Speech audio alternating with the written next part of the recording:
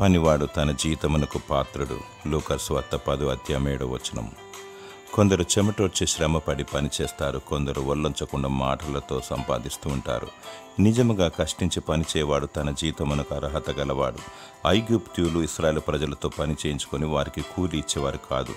అందుకే ఐగుప్తును విడిచి వెళ్ళినప్పుడు ఐగుప్తీయుల నగలను అడుక్కొని వెళ్ళిపోయారు. వారి కష్టార్జితము వారికి చెందింది. నీ కష్టార్జితానికి తగిన పారిశుద్ధం చెందడం లేదని బాధపడుచున్నావా? దేవుడు న్యాయవంతుల పక్షాన ఉండి అద్భుతం జరిగించును. మరియు నీ చేతి క్రింద పనిచేసే పని వారికి లేక నీ ఇంటిలో పనిచేసే పని మనిషికి ఇచ్చుటలో నీ పిడికిలిని బిగించకూడదు. మాట ప్రకారం వారికి చెందవలసిన జీతం వారికి ఇవ్వాలి, లేదా వారి కూలి మొరపెట్టును. దేవుడు బాధింపబడుచున్న న్యాయవంతుల పక్షాన ఉంటాడు. వాని క్రియల చొప్పున జీతం ఇచ్చువాడు. నమ్మకముగా జీవించు, దేవుణ్ణి మహిమపరచు. దేవుడు నిందారహితముగా నిన్ను వర్ధిల్ల చేయునుగాక. ఆమెన్.